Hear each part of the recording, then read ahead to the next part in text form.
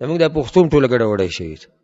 کله به کې انګلیش وایو، کله به کې اردو وایو، کله به کې عربي وایو، کله به کې فارسي وایو. او بیا چې خبره شروع کړو پښتون کته پښتون بره. تاریخ د پښتو دا زموږ نه تقریبا تله راغلی واله.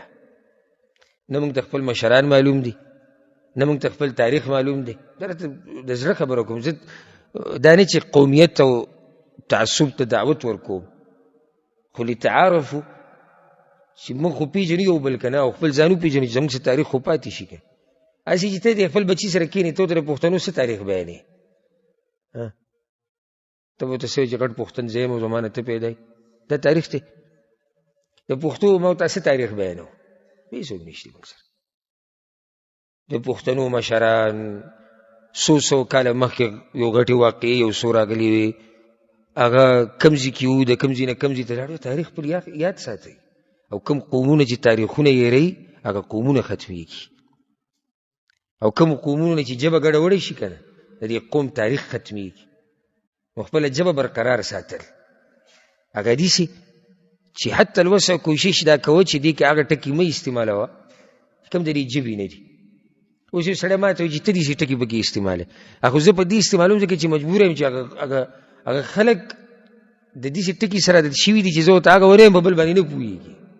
او ما یو پیر یو مجلس کې ناست وم، دې څو مجلسونو کې ما دا کار وکړو خپلو خاصو ملګرو سره. یعنې زه ورته وایم دې سکول ته په پښتو کې څه وایي؟ ټول ګوري راګوري یو بل ته. ډاکټر ته څه وایي پښتو کې؟ ډاکټر ته څه وایي؟ طبیب خو د عربۍ ټکی نه. او کالج ته وایي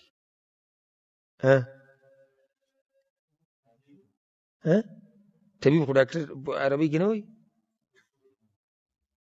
پښتو کې ورته هم وایي. حکیم خو د عربۍ ټکی دی. نه راځي، دی جواب دی نه راځي. په پښتو کې ډاکټر ته رنځپوه وایي. رنځپوه دا خندا خبره نه ده، افسوس ده. یعنې ډاکټر ټکی ما ورته وایو نه خاندو پې چې کله ما رنځپوه وایو موږ خاندو. دا زموږ ژبه ده،